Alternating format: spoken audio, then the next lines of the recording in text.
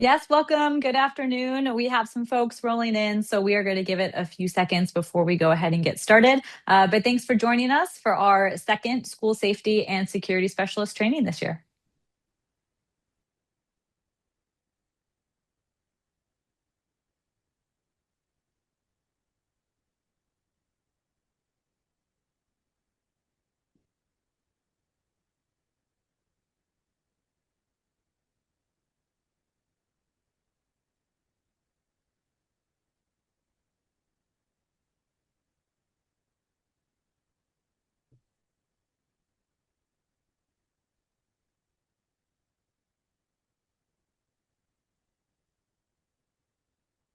Welcome. Thank you so much for joining us today.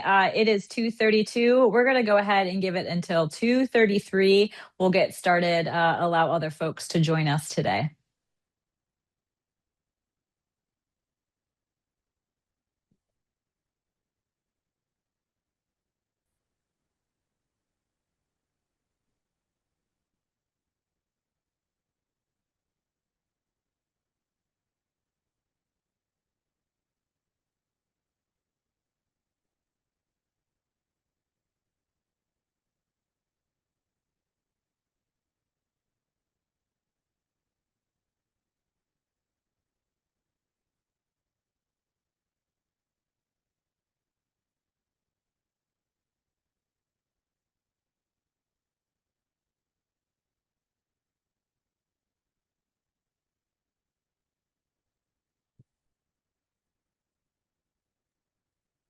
Good afternoon and welcome to our school safety and security specialist training number 2, the second of the year. Today's training is all about emergency recovery plans. So it is great to have you back with us today. And Scott Ayer, our liaison with the Department of Mental Health and Substance Use, is going to take over and tell us all about emergency recovery plans today. So our agenda, some housekeeping things to remind you of. We'll start with a welcome and school safety center updates from our coordinator, Brett Larson.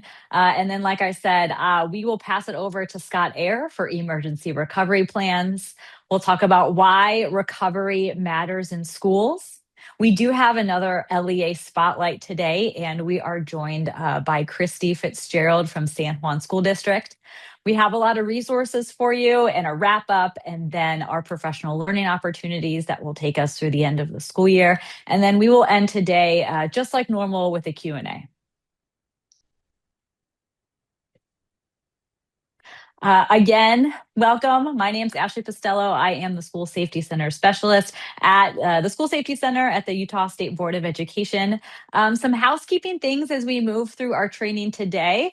Please use that Q&A feature for any questions you have throughout our training. The chat is not enabled, unfortunately, but if you can put all of your questions in the Q&A, the members from the School Safety Center will be answering those throughout our training, and we'll also have that live Q&A at the end of our training as well.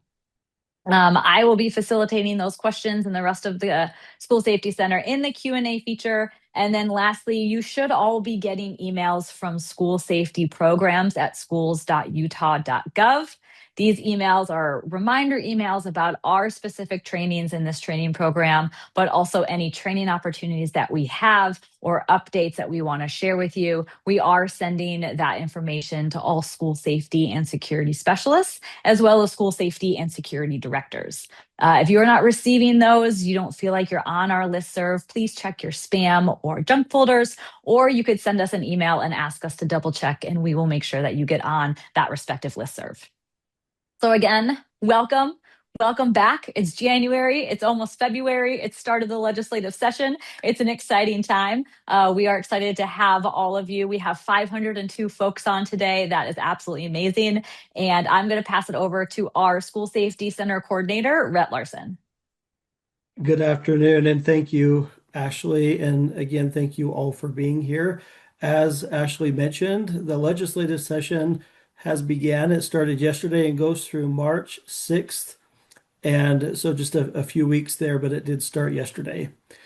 Just by way of information, individuals can track bills follow committees, and receive updates by creating an account on the Utah State Legislature website. I wanted to provide an update on the distribution of first aid and bleed control kits as well. So as of January 16th, all requested first aid kits have been shipped, and shipments were sent to each LEA's designated location that was shared between the LEA and the vendor. Bleed control kits, all the bleed control kits have been requested, and shipments are on track to be completed by the end of February. We are so pleased with the progress and the work, having it be so quickly and effective in getting these kits out throughout the state of Utah. And we want to thank each of you for your help and support in making sure that those kits get to where they need to be. So please work together with your leaders within your LEAs and work amongst schools to make sure that those get to where they need to be. Again, thank you for being here, and I will now turn it over to Scott Eyre. Thanks, Rhett. Scott Eyre, Department of Health and Human Services, Office of Substance Use and Mental Health, and I'm a liaison to the Board of Education. I'm really excited to be able to kind of spearhead this information today. Felt like last year in January was also a mental health centered presentation, and it was well received. And so I'm glad to be sharing more information that I think is really important to the field. Regarding mental health, yes, but more importantly, there's other aspects to this overall recovery plan that we're going to share with you today. This information is really kind of hot off the press. So it's new. I hope it's informative for you. And by the time we're done with this webinar, it gives you some real tangibles of next steps and what to do moving forward. I think it's important to recognize how we got here. Recovery plans is not a new idea, but it is new to us here in Utah. We do really good with our emergency preparedness. We do really good with our emergency response, but we've never had to look at recovery plans, emergency recovery plans, at least within our schools. And it wasn't until October 2023 where a group of lawmakers from across the country were invited to Parkland, Florida, at the parents' request to visit the school 5 years after the tragedy there. Representative Burton and Representative Wilcox were members of our legislative body that went out, as well as a couple of our school safety centers members, including myself. And honestly, there's nothing that really could prepare us for that experience. The school remained largely untouched. It was an unfiltered tour, for better or for worse. And we got to learn a lot. And so it was an important visit, but a difficult visit. And we did learn from the parents as we took the tour. We did learn from the prosecuting attorney who was also there to help give us some of the inside details on those pieces. But we also learned from a place called the Eagle Haven. And the Eagle Haven was set up to serve the community post-crisis. We toured that facility. It's not on campus, it's in the community. It's originally it was a temporary facility. It is now permanent. It helps any member of their community who is impacted by those events on February 14th of 2018. And I remember in the conversations we had with the director, and she told us that before the murders took place, she said the killer was bragging on social media and other places that he was going to kill 20 people. On that day, he only killed 17. He shot many more, but only 17 died. But what stood out to me and other safety center members was that before recovery supports could fully be put into place, there were 3 students that attended Parkland that died by suicide. And we don't talk about that much. And we can't know for sure all the factors that led to those deaths, but it's not hard to understand the difficult process of recovery in such a disaster. And from her clinical perspective, She felt that the 9 months that it took for them to get that up and running was too long. And so it begged the question for us here in Utah, what if this happened here?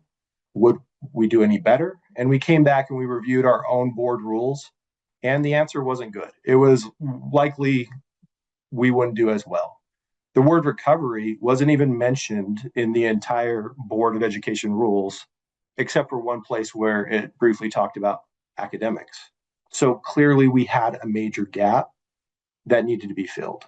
So over the course of several years, members of the School Safety Center have been working with board members and working to fix that gap. And in fall of 2025, new updates to emergency planning based on the board was passed.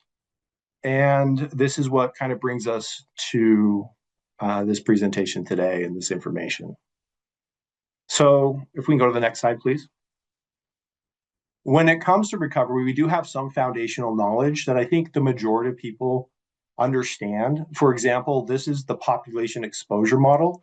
I think what this model illustrates is an idea that those that are closest to the epicenter of a disaster are more likely to be affected psychologically, maybe even physically, but certainly psychologically.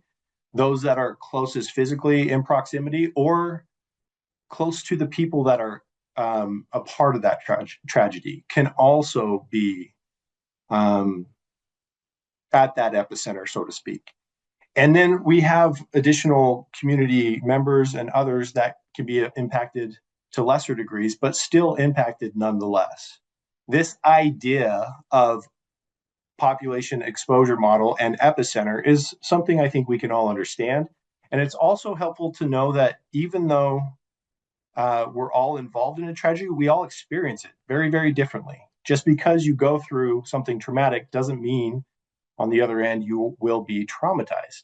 So with these kind of foundational ideas in mind, that we all experience crisis differently, that's a key piece of information for this presentation. We are all different. Our students are going to experience it different. So we have to have policies that reflect the various ways that we might need to help support the recovery process. Next slide, please. We also understand that recovery takes time. This is a good, I would say, pretty good illustration to give you the basic concept that there are immediate needs, short-term needs, and long-term needs that overlap each other. That in the immediate aftermath after a disaster, there might be some very specific things that need to be attended to, and that short-term and long-term needs also exist. We define those as immediate, that are minutes and hours, maybe even up to the first 24 hours. Short-term being days to weeks, things that you're considering maybe up through the first month, and then long-term are more months to years. But there is a time frame, and it's important to understand what to prioritize and when. Each disaster is going to be different, and that type of disaster will ultimately dictate our response. But we can't plan for everything, but we can set clear goals within those immediate, short, and long-term recovery timeframes that help us be better prepared. We can go to that next slide. So we do have some basic concepts, but we needed to learn more as a school safety center. So we began to do our research, and we found that there were 4 resources that really jumped out to us. And the first one is this from the Department of Education Emergency Management for Schools Recovery Framework. We really got a better understanding with this resource about the time frame, about the importance of immediate response, while also keeping in mind short and long-term response. Next, please. Also from the Department of Education, the Guide for Developing High-Quality School Emergency Response Plans was also very helpful. This really helped us understand that it's more than just psychological needs that need to be considered, and gives us a broader view of what recovery is, and more on that as I go. Go ahead, next slide. The third was informed by the Prepare curriculum, Prepare 1 and Prepare 2. Some of you may have already taken those trainings. This curriculum has been created by the National Association of School Psychologists. Very helpful when understanding how to put additional information into your existing emergency plans, and again, helped us and was very informative. And the final one, resource that we used to help inform us along the way, was the National Association of Secondary School Principals Recovery Network Guide to Recovery. This is a really interesting resource, wealth of information coming directly from school secondary administrators that have experienced active shooting disasters in their schools. So while we would hope none of our administrators from Utah would be a part of this group, we want to provide this and make sure it's open and the information is there so that we can learn from those experiences and be better prepared on the other end. Regardless of the type of tragedy, there's a number of really great nuggets of information that we gleaned from this particular resource. And all of these resources will be available to you as we share out. Go ahead, next slide, please. What we learned in all of our research was basically, it came down to recovery is about people. I know, shocking, right? More importantly, it's about our students, our school community, but it's about people. And specific to schools, it came down to 4 distinctive types of recovery. The academic piece, which I think schools already largely understand, and probably where we're best prepared at this moment, for my opinion. It's the academic piece, it's the physical structural piece, it's the business services piece, because schools, as great as they are, also have so many moving parts behind the scenes. You function as a business that's providing education, and there's so many things that we need to consider within that. So again, the business services piece, and then finally the health and well-being and behavioral piece. Those are the 4 types of recovery. We're going to dig into those a little bit. But before we do, I want to introduce the board language changes, the rule updates. And the rest of my presentation is going to focus on those and walking you through a resource that's going to help you meet those board rule expectations. Thank you. Okay, so I've put all the updates in pink. So anything that's new language to board rule is in pink and highlighted in pink, and these updates passed in September of 2025. So like I said, we did a great job with emergency preparedness. We do a great job with emergency response, but now we've added emergency recovery plans. And just like emergency preparedness and response, by July 1st of each year, an LEA shall certify with the superintendent that the LEA's emergency preparedness and emergency response and now emergency recovery plans have been practiced at the school level and presented to and reviewed by its teachers, administrators, students, and parents, along with local law enforcement and public safety representatives, consistent with the subsection that you see there. Again, new language. But what are emergency recovery plans? What does the board mean by this? Let's go to that next slide. Emergency recovery plans, according to the board's definition, means policies and procedures developed to return the educational entity to ordinary daily routine after an emergency by restoring programming, operations, and the school environment.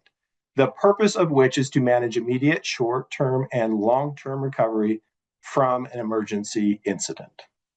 And finally, the last slide on this one. Okay. So what is your emergency recovery plan supposed to include? Well, the board details that here, where it says an LEA's or school's recovery plan shall address the following 4 types of recovery: academic recovery, business services recovery, health, well-being, and behavioral recovery, and physical and structural recovery. Go ahead to that next slide. So let me start by defining what each one of these means according to board rule. Academic recovery, again, like I said, probably our strongest category and where I think most of our schools are already doing quite great work. This means resuming educational programming, teaching, and learning after an emergency. The recovery type number 2, business services.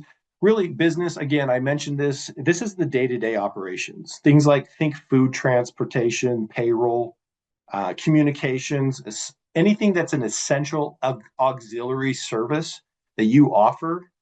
This is in this business services. We've also included the communication piece to the community. So anytime there is mass communication that needs to go out, we've included that within this recovery type. So again, business services, according to the board definition, means resuming operations that aid the provision of teaching and learning and other essential services after an emergency. Go ahead, next slide. Physical and structural recovery is the third type. Think about safety of your environment. Think about the cleanup. Think about relocation or restoration. Coordinating with volunteers, rebuilding if necessary. That's what takes place within the physical and structural recovery. And the board definition means restoring buildings, equipment, and supplies after an emergency. And finally, the fourth recovery type, health, well-being, and behavioral. This means coordinating with outside agencies for adequate support to all members of the whole school community after emergency. It was clear that when the board discussed this particular piece, that schools should not feel this responsibility as theirs alone. This is attending to people's physical and psychological needs, and we need to coordinate with outside agencies and providers, and it needs to be purposeful in this space. And we've got some guidance in this. Also within this, we'll talk a little bit about memorials, policies to support that for your district and your schools, and ongoing support in that long term as well. Okay, go ahead. This slide here is going to be the introduction to our recovery tool and our recovery plans tool. And it's designed to help you assess where you currently stand within this idea of emergency plans, right? Asking yes or no questions. So as you go through this, it's really easy. There's going to be a question to ask you, and the answer is yes or no. If you have it within your plan, great. If you don't, it's identifying in a gap. It might be something you think you might want to add to it. And there's a place to assign the role or the actual person who might take responsibility for updating that plan. It addresses the emergency management timeframe, again, the immediate, short, and long term, and it provides LEAs with a starting point for the conversation that they need to have about how and what's best within their current plans to update. And so for the purposes of sharing this, I'm actually going to take over the presentation and share my screen and actually walk you through where to find the resource and how to use the resource. Okay, is everybody seeing my screen, Rhett? I see you on. Okay, I get a thumbs up from you, Rhett. Perfect. This is our School Safety Center website on the Board of Education USBE's website. If you're not familiar with it, please check us out. There's a lot of really great information and resources available. When you scroll down here on the left-hand side, you see resources, and under resources, you'll see school safety resources.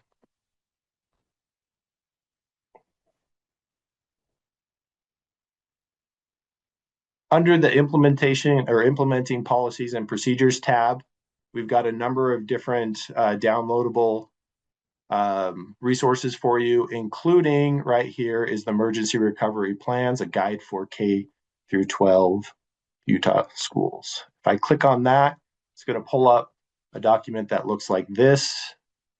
And this is what you'll need, or I should say, this is what I suggest you use when first starting out on, looking at your current emergency plans and how to include the recovery pieces within it.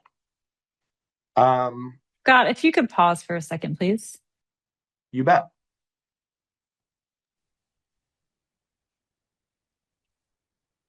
I'm getting folks in the Q&A saying that they're still only seeing Melissa's screen as opposed to yours with the website. So could we please try that again?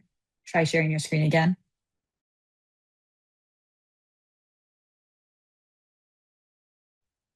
How about now? Okay, yes, keep going. Okay, great. Yeah, we definitely don't want to do this twice. This is a great resource. This first page is a lot of flowery information. I already went over it with you for the most part. Feel free to read it. It's going to include the additional resources that we used. Again, dive into those. They're a wealth of information. And then the next page is going to talk about, on top of page 2, the recovery review assessment process. So as we move into each section, again, it'll be yes or no questions. At the end of this is a scoring sheet where you'll mark and you'll tally all your yeses. In fact, I'm going to scroll down to the scoring sheet at the end. Don't want to make anyone sick, but here we go. Where you're able to tally all of the short and immediate, short, and long-term answers for each recovery type. You'll have a tally at the end. There is an equation to follow. There's a little math that you got to do, but it'll push you out a score, and it will give you an idea of where you are in 7 different categories. By recovery type, again, the 4 recovery types that we mentioned, and then also by management time frame type. So that's a really important piece because look, you might be really great at the immediate response. All your boxes might be filled in all 4 areas of recovery, and that's great, but it might be not enough if you're not thinking through the short term for the next few weeks or the long term in the next maybe months and years.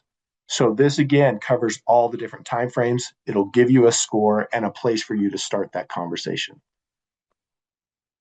Now, I won't go through each one of these in detail, but I will highlight the use of the tool and share with you kind of how it works.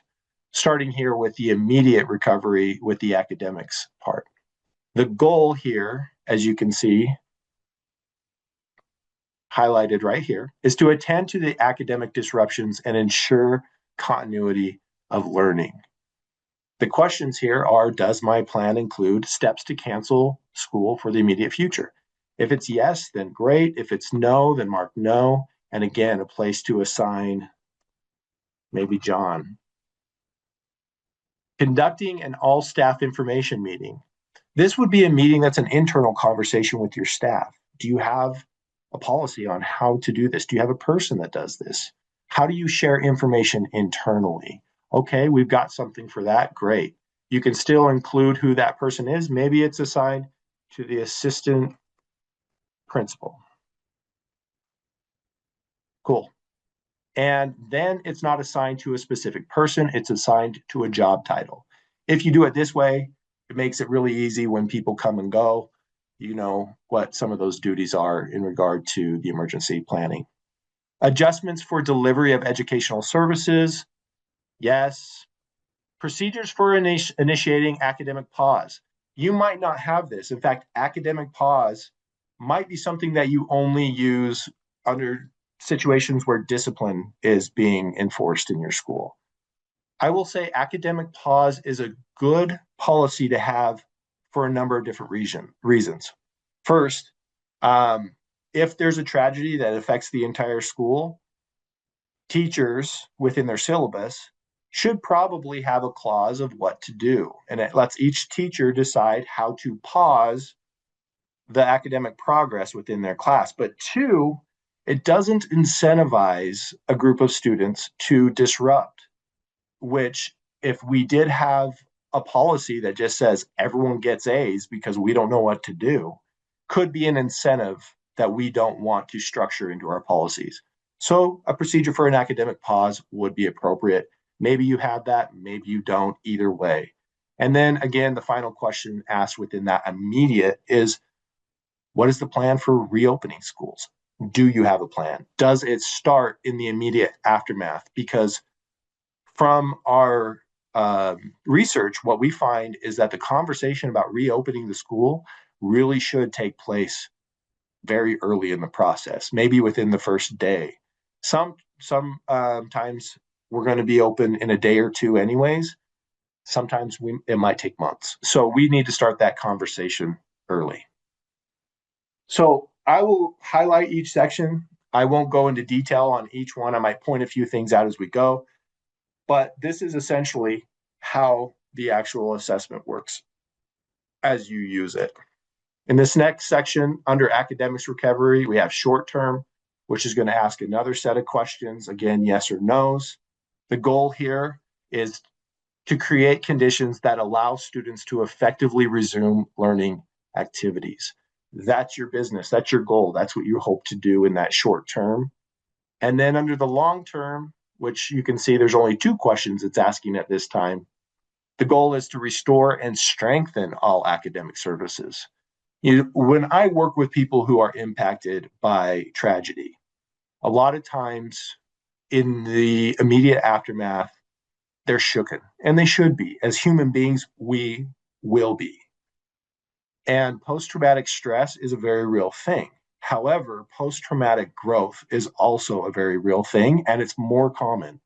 And so what we find is that with a plan in place and with a focus on strengthening and resilience and moving forward, oftentimes we can come out of tragic situations stronger than when we went in. That's not to minimize the experience itself, but just note that long-term recovery can really be a place of strength. Okay, I'm going to scooch past this one here in health and well-being. I'm going to come down here to business services. What we found is business services is actually our biggest category. It's the one that we ask the most questions about so that you can build the best supports that you can within your recovery plans. So the goal here is going to be initiate emergency communication plan. It's not create an emergency plan or communication plan. It's not think about how we're going to communicate with people. It's initiating that plan. It's about tracking emergency expenses and beginning to restore essential services.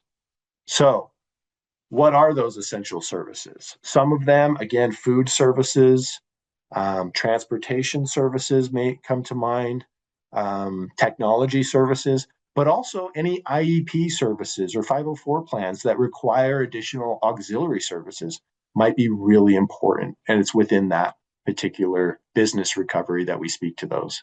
Within the short term, our goal is to manage the recovery communication, ongoing communication, by the way, costs, claims, and maintain stability for essential business services.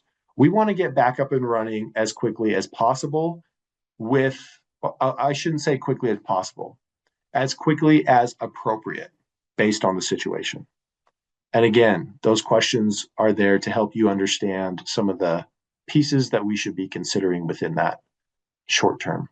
And for long term, maintaining communication budgets, securing ongoing funding, whether that's state or federal funding, and ensuring sustainability of operations.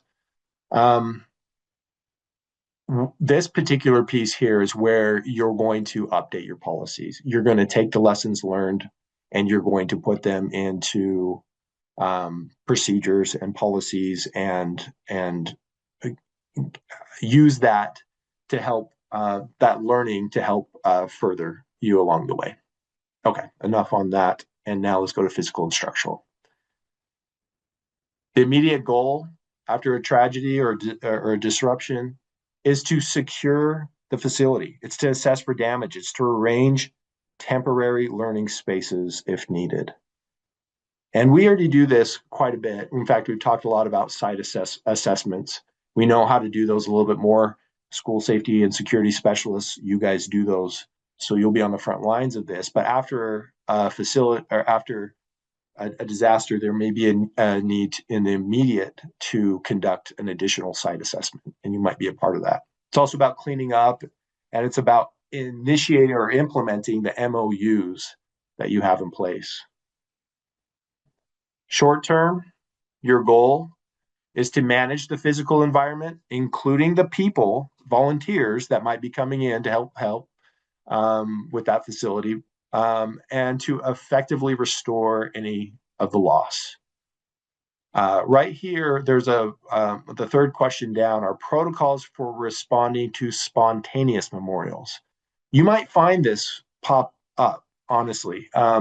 This was something that definitely popped up in the Charlie Kirk case, where UVU was not involved in that memorial that spontaneously popped up, yet it popped up nonetheless. What do we do with that? Do we leave it? Do we clean it up? How long is it on? Do we not allow it for? There are so many questions that if most of these, if we don't think them through in advance, they're not just going to solve themselves on the other end post-crisis. So again, a question, do you have protocols for responding to spontaneous memorials included in that physical structure piece? Long term, our goal is to rebuild and enhance facilities and strengthen infrastructure. Again, moving towards that long-term strength and sustainability piece. Now I'm going to scroll back up and I'm going to highlight the health piece, the health, well-being, and behavioral recovery, which again, this is where our minds go. When we start thinking of recovery, initially we think, okay, we got to think about, the impact that it has on people. And that is true. But every one of these other categories is to support the human need as well. And I hope that I'm doing a good job highlighting that for you, because there's more to it than just the psychological needs. But this one here really does drill down on the physical and psychological needs. And this is where our goal is to assess for the immediate human needs and provide physical and psychological first aid to those that are impacted. If you haven't been trained in psychological first aid, you might want to think about doing that. If you haven't been trained in physical first aid, you might want to think about doing that. These are things that I think a lot of us are already moving towards, or I should say districts are already moving towards. But it, again, is the immediate goal of the health and well-being behavioral recovery piece. In the short-term piece, we want to manage emotional or emerging behavioral concerns within the school community. Disruptions that, or these things that can be disruptive in our life are times that we need to then monitor for potential disruptions along the way. It doesn't mean that we're going to have disruptions, but there could be disruptions. And we want to have referral pathways. We want to have a response. We want to make sure that if there are disruptions, that they are met. And we know that students who have emerging mental health concerns more often than not recover and go on to live fulfilling lives if those needs are met with appropriate services and response. And finally, the long-term goal of this category is to foster a school culture that promotes long-term health, growth, and resilience. Speaking to that ongoing long-term piece again of resiliency and embedding within our culture of that school, that piece. There are some tragedies that will likely move on from, and eventually it feels like it didn't happen. For those students in Parkland, it was, I think, last year that the freshmen, I remember the freshmen that were there finally graduated. And so the 4 years of those students that were there at Parkland the entire time, again, reminders every time that they showed up to school, and the amazing supports that eventually were put in place to meet those needs were a part of it. And it was a part of the school's responsibility to make sure that their students had what they needed at that particular time. Okay, I'm going to scroll back down to this scoring page and just remind you that after you filled out all your yeses and nos, you can come down here and fill in the numbers and get a total. And there's a key down at the very, very bottom that gives you a general idea of where you might need improvement, where you're still developing your plans. If you're at 50% to 75, 51% to 75, you're pretty proficient in these areas. And anything above 76 would be considered excellent. These aren't required for you to have every single checkbox met. This is a heavy lift. And over time, we expect plans to continue to improve. But this resource is here to offer you a starting point for where you're at currently within your emergency plans and what you might want to include moving forward. So I'm going to stop sharing my screen and hand it back over to Melissa and wrap up here really quickly.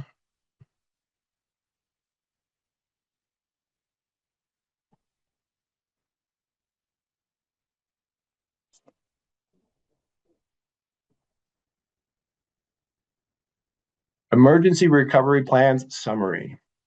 So the 4 recovery types and the expectation that schools include these 4 recovery types within their plan is academic recovery, business services recovery, physical and structural recovery, and health, well-being, and behavioral recovery. And that recovery time frame that is also included in board rule is the immediate, again, hours to days, really even minutes to hours, but within that first 24 hours, the short term, which is days to weeks, and then the long term, which is weeks to months, again, sometimes even years. The whole purpose of this is to return the school back to its ordinary daily routine after an emergency. And that's our job, honestly, when it comes to working in school safety, is to provide environments where our kids can learn, they can grow, they can be their best selves. And especially at a time when there's been a disruption, when there's been a tragedy, it's our job as adults, as leaders in school safety, to bring that environment back to a place where they can learn. And then again, these need to be reviewed and practiced by July 1st of each year. We'll be offering a lot of technical assistance around this because I know there'll be questions, so feel free to reach out. But I think what's also important is that these are concepts that we can learn and understand on a large scale. And I want to hand it over to Michelle Knight here in just a minute to help us understand that these are also concepts that we can learn and apply on a smaller scale when crisis maybe doesn't impact an entire school, maybe impacts a small group of students, a student, even a family. These are all important concepts that I think apply in other areas of life. So also, we'll finish there and I will hand it over to Michelle.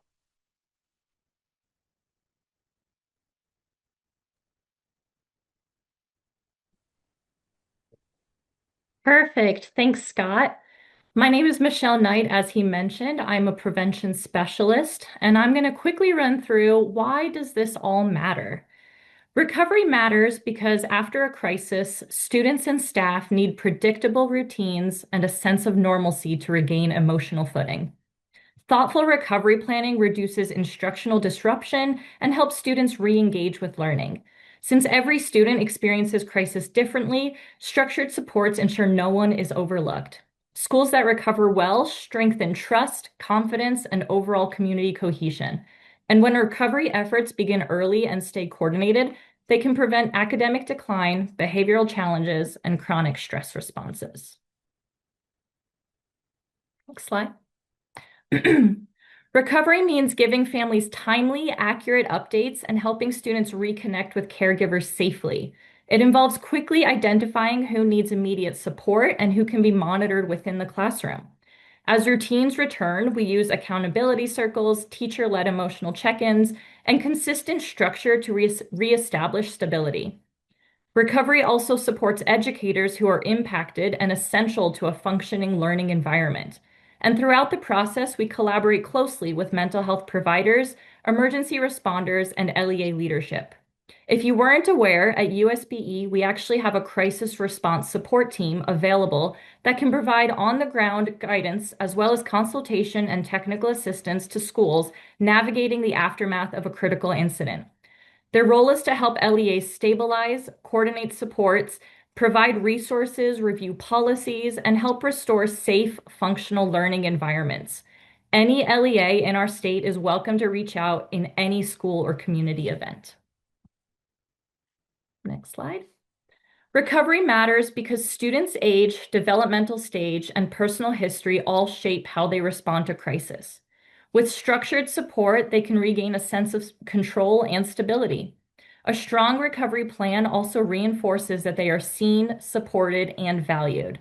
And when we intervene early, we reduce the risk of chronic absenteeism, disengagement, or longer-term trauma responses.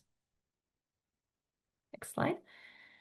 As Scott mentioned earlier, we used many resources to help us facilitate this training and to create our emergency recovery plan guide, one of which many of you have already completed, which is Prepare Workshop 1, which taught the foundations of comprehensive school safety planning.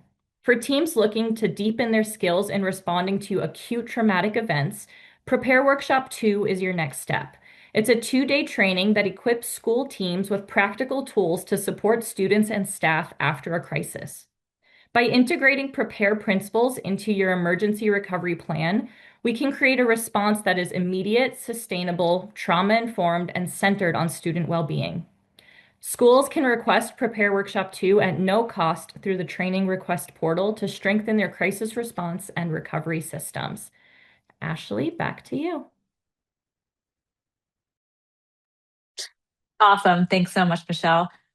Well, Scott and Michelle shared a lot of information with you all, and we're getting some questions in the Q&A. This is for that updated board rule R277400, which has been updated to the new name of school safety and security. And we will drop that board rule in the chat for you all. A big question we're getting is this an LEA's task or a school's task? Per that R277400, it is the job and the lift of the LEA to create the plans that meet the individual needs of schools. However, it also does say that LEAs may direct schools within the LEA to develop and implement individual plans. So that will be a conversation to have with your building principal, with LEA level, maybe your school safety and security director as well. But a lot of information that we want to share with you and give you the tools to start the conversation and be successful. That being said, we have our LEA spotlight here with us today. Dr. Christy Fitzgerald is the superintendent of San Juan School District.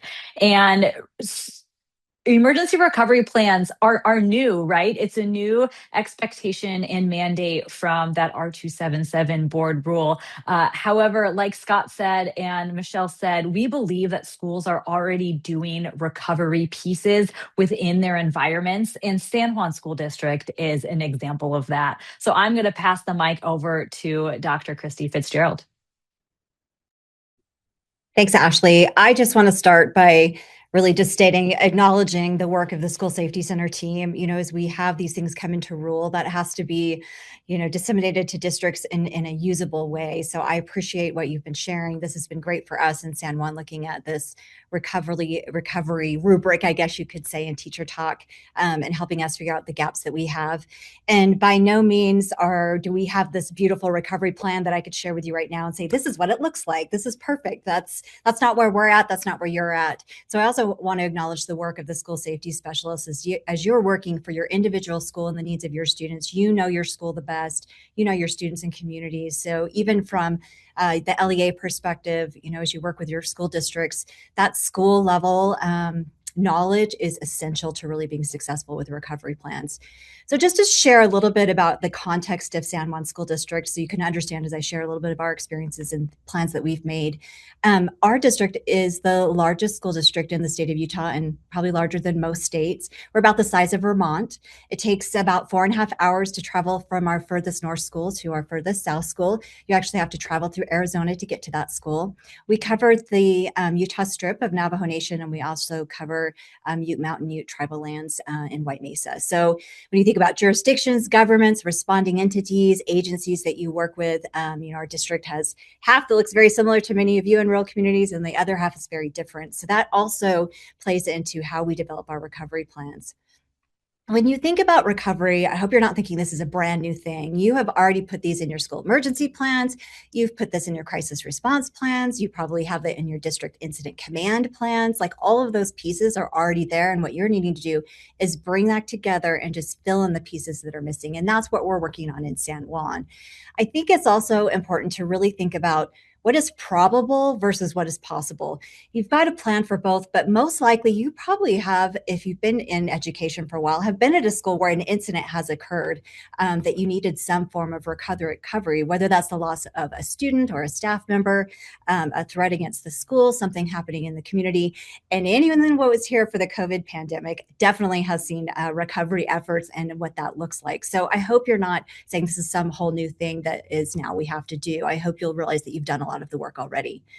You know, as we think about a couple of things that's happened in San Juan, I want to highlight one event that occurred that had a very significant positive ending. And I think this is a picture from that school in Monument Valley where this event occurred. And you can see this beautiful rainbow. And the rainbow has special meaning in the Navajo culture. So I love this for that. But I think it also reminds us that the recovery plan success is the rainbow after the storm. So while these storms will happen to us in education, please remember that your recovery plan ensures that that rainbow can occur and your community can heal and things can be positive after the outcome of an event. At Monument Valley, we had an intruder in the building. It was a former student, and it was thought that he had a weapon. So that school immediately went into lockdown. It took over 30 minutes for law enforcement to arrive at that school because of their remote location, and all agencies within the county and Navajo Nation responded. The students were in lockdown for a significant amount of time as we tried to locate this student. So there was quite a bit of stress with this incident. So as I highlight that incident, it had a positive ending because they were able to find the intruder. He had left the building. We were able to ensure that all students were safe. But that whole process that they went through was very traumatic. And you know, some of the things we really looked at as we talk about population exposure model, that sounds like a fancy name, but in education, think about it as the MTSS model. Like, what are you going to do for the whole community? So one of the things we did for this particular school in their recovery plan is we had a traditional school blessing that any students who wanted to come and be a part of that traditional school blessing in the Hogan or as the school to follow the traditional ways of the Diné people were able to do that. We also came in and did a panel presentation that included a school board member, the superintendent, the principal, our mental health agency provided someone who had been working with the students, and we really answered questions and really connected with parents as they were, working through how to make sense of it for themselves. So that was part of our recovery plan, and that worked really well in that community. We also had community meetings that were involved with other tribal agencies that helped provide more communication, give us feedback on what we could do better in the future. And through all of that process, we were able to help the community heal, help students heal, really looking at what that looked like. And it wasn't just overnight, it took time. I think the other piece of that really stands out to me is they talk about, as was talked about by Scott, is that recovery management timeline. One thing we found with this experience is the building had to be cleared by the SWAT team. And we actually had a SEAL team practicing in one of our schools that day. So they came down as well. So we had a beautiful response if you really were having that type of issue. But what happened is you're in a lockdown, they have to clear the room. So we had staff members who had, a SWAT rifle in their face that later things would trigger them and cause them this emotional distress when they were at work. So we had to be really aware of that and have a system in place to communicate, to say, hey, this is triggering me. I need to take a break. Like, how can we do that and still facilitate academic learning for students who didn't have that same experience? So it looks very different in a classroom with a group of people versus as an individual, like in a counseling office. So I think those are things when you think about your recovery plan to keep in mind.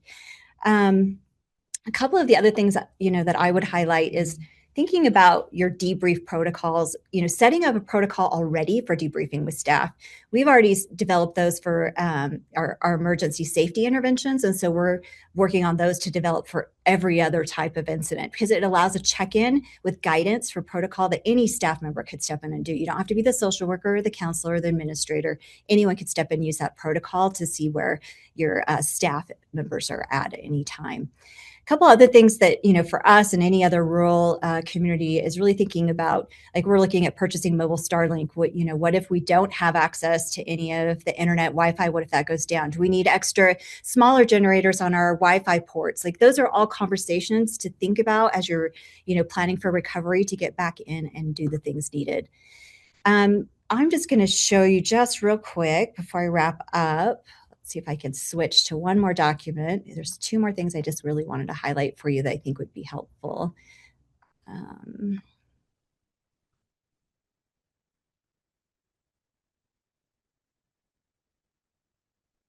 So this, when we came out of the pandemic, our schools that were located in the Navajo Nation were had to do virtual learning for an entire year after the rest of the state came back into session. So as part of that, we had to work very closely with the Navajo Nation to develop reopening procedures after a year and a quarter of school of being out, and they were very strict. So I just wanted to show you this document because I think what I really want to stress to you is that communicating to your parents and community in a parent-friendly way is essential in recovery. Everything, like if you give them a list of difficult, a checklist or lots of words, that's just going to go right over. They're in this state of, possible dysregulation, coping, just everyday life, and the chaos of having possibly their students at home and not in the school environment. Like that's a lot. So, what we did with this and why I wanted to show you this is a couple of things. This is really simple, very visually appealing to parents to look at and understand. It's written very positively. We also did a QR code for translation. So if you have a large refugee population, if you have a lot of Spanish speaking students, having a QR code is much easier than translating it into their language because they can just listen to it in their language, and it's a simpler way for parents that are distressed to get that information rather than having to read a whole document, say in Spanish. So that was one of the things we did. This is very COVID facing, but you could see it's just really simplistic. But these would apply in a recovery plan. What precautions are we taking as students come back? What are we doing for academic recovery? How are we intervening? What does it look like for transportation? So all of this in a very parent-friendly way. And the last thing I'd like to share with you, as we consider some of these COVID responses of what we did and what we're doing for recovery for all of our schools is consider the amount of community response that you receive when there is some type of tragedy or event in your community. Everybody wants to do something, and that can become very burdensome on the school and administration because everyone wants to donate something, they want to come and help.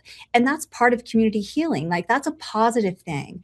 So I'd really recommend in your recovery plans is really consider the agencies and community organizations, businesses that you already work with and have good relationships with, and kind of design what that looks like in your recovery plan to say, what is something they could possibly do? So you have an idea to start from. And then when you get into that place that you need the recovery, you could say, hey, this is an area we could use some support in. What are your ideas? And I would also recommend having one person assigned, and by role most likely, like Scott talked about earlier, role or person, but have them assigned to be the agency coordinator. And this shouldn't be your social worker, your school counselor. They are going to be so overburdened with recovery, other things. This should be another individual on your team, not administration, that can be the go-between for agency work. During the COVID pandemic, we had everything donated you could possibly imagine. We even managed sheep. We gave away sheep at one of our schools because that is such a huge part of the agricultural community. And, so we're able to make that work. I hope you never have to give away sheep at your high school parking lot. But I think having someone that can manage that for you, I think is a really good role to have in your recovery plan. And San Juan has a lot to learn. We have a lot to do. So we look forward to working and hearing more from other school districts as we work on our recovery plans. And I appreciate the time to be able to present to you. And thank you, school safety specialists. We can't do this without you. You're just amazing. And that comes from me and all superintendents across the state. Thank you for being voluntold and being willing to do it. Yeah. Awesome. Thank you so much, Christy. We really appreciate you being here, your time and your knowledge and your expertise. So thanks for sharing. If you want to go ahead and stop sharing your screen, wonderful. Okay, we're going to wrap this up very quickly. So by April 8th, which is our next school safety and security specialist training, which if you haven't registered for that Zoom training yet, I just dropped the link in the chat for you all. But we are asking you to identify and connect with whomever oversees your school's emergency preparedness, emergency response, and the emergency recovery plans. It may be at the LEA level. Touch base with your school safety and security director. And then we also want you to collaboratively create a timeline to develop these emergency recovery plans with existing emergency plans by that July 1 date that is in the updated R277-400 board rule.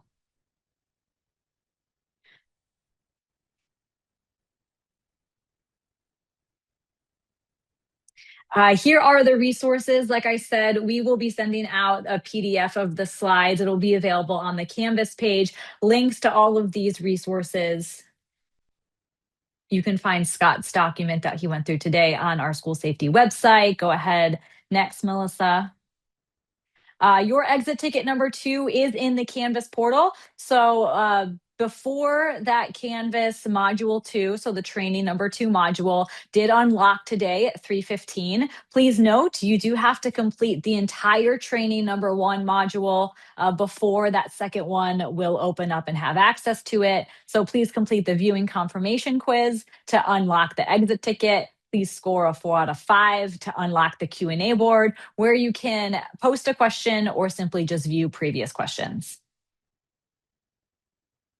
Again, I just dropped the link for our 3rd training this year, Wednesday, April 8th, 2026, same time, and we will go over legislative updates from this legislative session. Please know these trainings are required. You can use our training request portal for training requests and technical assistance. And then very quickly, some professional learning opportunities. The details will be in a follow-up email, but we do have a standard response protocol training coming up next week. That is full. However, you can get on our wait list. And we have a half-day virtual workshop in April. We have a CSTAG workshop coming up, a 1-day full workshop on the 23rd with a 1.5-day train the coach right afterwards. Prepare One workshop, our last one of the school year. That's going to be May 14th in person. And then our 4th annual Utah School Safety Center Conference is going to be Wednesday, Thursday, June 10th and 11th. So we have one question, Scott. I don't know if you can type this in the chat for folks, but I'm wondering, where could folks find information, resources, courses for psychological first aid? Scott or Michelle might have some more information on that. And then, Rhett, I'll hand it over to you. Thank you, Ashley, and thank you, team. I want to personally thank Superintendent Christine Fitzgerald for being here. She is a wonderful leader and grateful for all that she does for San Juan School District. We love San Juan School District as a special place in our heart. We've had the opportunity to visit there a couple of times and just want to thank her personally for her leadership and all the great work that she does. So thank you, Superintendent, and thank you again for all of you for being here.